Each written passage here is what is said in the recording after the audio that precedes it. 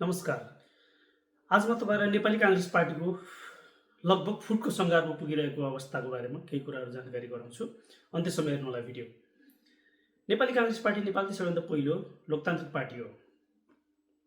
यो पार्टीले राणाको विरुद्धमा ठुलै आन्दोलन गर्यो, हतियारसम्म उठाउनु पछि परेन। राणा शासनलाई परास्त गर्यो। त्यस पछाडि यसले विभिन्न चाहिँ 2017 सालदेखि लिएर 2036 सालदेखि लिएर 2046 साल 62-63 सालको आन्दोलनमा एकदमै आफ्नो भूमिकालाई उच्च तरिकाले त्यसले प्रस्तुत गरेको पार्टी आज आएर फुटको सङ्घारमा किन पुग्यो त? काङ्ग्रेस फुटको कारणहरू के हो त? यसमा को जिम्मेवार छन् भन्ने कुराहरू आज म यो भिडियोमा भन्न गइरहेको छु। जेनजी आन्दोलन पछाडि नेपाली काङ्ग्रेसका सभापति शेरबहादुर देउवालाई घरमै गएर आन्दोलनकारीहरूले मरणसन्न हुने गरी पिटे। उनको श्रीमतीलाई पिटे र उनका करोडौँको सम्पत्ति जलाइदिए।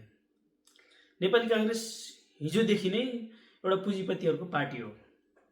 नेपाली काङ्ग्रेस पुँजीपतिहरूको पार्टी भएको कारणले पुँजीपतिहरू केही त एउटा खालको पुँजीपति बुढाहरूकै वर्चस्व छ त्यो पार्टीमा। र जेनजी आन्दोलन पछाडि जो चाहिँ हामीले हिजो देखेका गगन थापा, विश्वप्रकाशहरू जो हाम्रो समयका आइकनहरू हुन्, उनीहरू कहिले रेज हुन नसक्ने अवस्थामा गए। किनकि अझै गगनहरूले, विश्वप्रकाशहरूले त्यो बुढा राजनीतिज्ञहरूको लेयर पार गर्न चाहिँ मिनिमम पनि 15 वर्ष कुर्नुपर्ने देखिन्छ। गगन थापा, विश्वप्रकाशहरूभन्दा अगाडिका मान्छेलाई यदि सिनियरिटीको रूपमा अध्यक्ष दिँदै जाने हो भने अथवा त्यो अनुसारको पदहरू दिँदै जाने हो भने गगन थापा, विश्वप्रकाशहरूले त्यो पार्टीमा अझै पनि 15 वर्ष कुर्नुपर्ने छ। संसारभरिको सबै ठाउँको तपाईँहरूले राजनीति हेऱ्यो भने रिटायरमेन्ट छ, देखिएको छ। हामीले रिटायरमेन्ट एउटा निश्चित समयसम्म राजनीति गर्छन् र त्यो राजनीतिमा आफू असफल एउटा नतिजा लिएर उनीहरू चाहिँ राजनीतिबाट बाहिरिएका छन्। तर हाम्रो नेपालको राजनीतिमा किन यस्तो हुन सक्दैन त? शेरबहादुर देउवा आजीवन राजनीति गरेर मर्नु अघिल्लो दिनसम्म पनि उनी पार्टी सभापति नै भएर मर्नुपर्ने होइन? त्यो लगायतका बुढाहरू केपी ओली त्यही हुनुपर्ने, प्रचण्ड त्यही हुनुपर्ने हो र? यो अरू पार्टीमा एउटा कर्मकाण्डी पुरा गरेर छोडेका छन्। तर काङ्ग्रेसभित्रको जो गगन थापा, विश्वप्रकाशहरूले त्यसलाई विद्रोह गरेका छन्।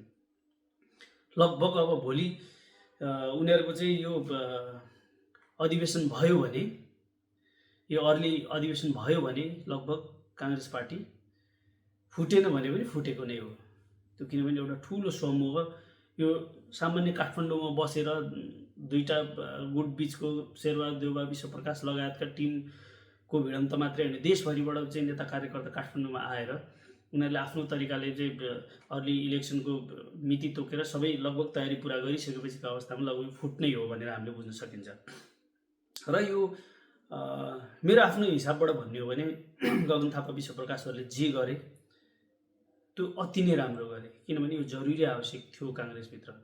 तपाईँ हामीलाई फर इक्जाम्पल मलाई काङ्ग्रेस मन नपर्ला, मलाई काङ्ग्रेसको केही कुराहरू मन नपर्ला, तर काङ्ग्रेस पार्टी नै मन नपर्ने भन्ने हुँदैन।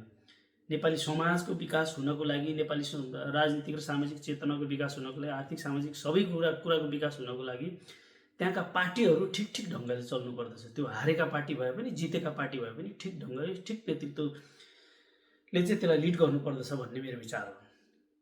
त्यो काङ्ग्रेस होस्, त्यो एमाले होस्, त्यो माओवादी होस्, त्यो रासपा होस्, त्यो चाहिँ राजावादी भए पनि उनीहरू पश्चगामी विचार लिन्छ भने पनि त्यो पश्चगामी विचार बाहेक अरू विचारहरू, अर्थतन्त्रको सवाल, भ्रष्टाचारको सवालहरूमा त्यसमा चेतनशील युवाहरू नेतृत्व गर्नुपर्छ भन्ने हो। तर काङ्ग्रेसभित्र त्यो हुन सकेन। अझै पनि शेरबहादुर देउवाले जब पिटाइ खाए, उनले पिटाइ खाइसके पछाडि सिङ्गापुर केही दिन बसेर पूर्णबहादुर खड्कालाई कार्यभार दिइसके पछाडि पनि फेरि फर्केर आएर उनले पूर्ण सक्रिय राजनीति गरे। त्यो गरिसके पछाडि काङ्ग्रेस युवाहरूलाई मन परेन र उनीहरूले अर्ली इलेक्सनको दुईवटा महामन्त्री मिलेर अर्ली इलेक्सन गर्नतिर लागे। अब के हुन्छ त काङ्ग्रेसमा?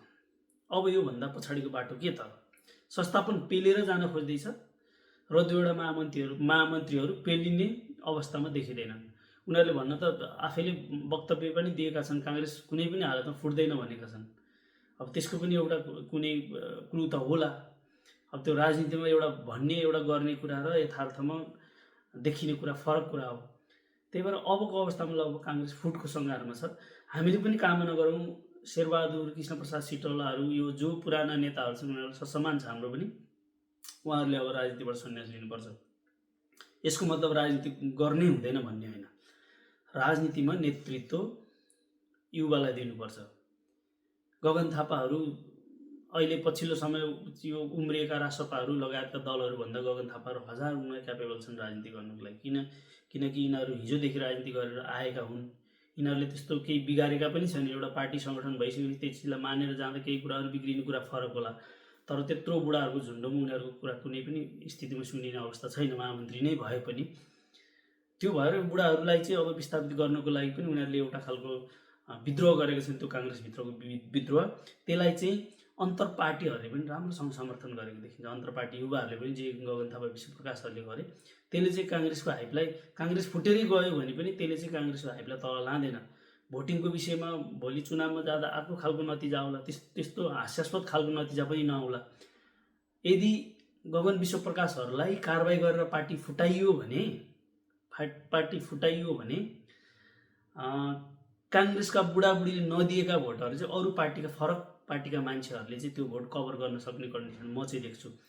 किनभने हामीले पनि एउटा राजनीति गरिरहेको अहिलेका भुइँफुट्टाहरूलाई भन्दा यो के गरिरहेछ, हलो जोत्दै आएर ऊ गरिरहेछ, बाख्रा चराउँदै आएर समानुपातिक भइरहेछ, टिभीमा कार्यक्रम चलाएर आएर चाहिँ समानुपातिक भइरहेछ होइन, यतापट्टि युट्युबमा चाहिँ हेर्नुहोस् त गाइज भन्दै हिँड्ने सांसद भइरहेछ, त्योभन्दा हजार गुणा लाख गुणा क्यापेबल छन् गगनहरू।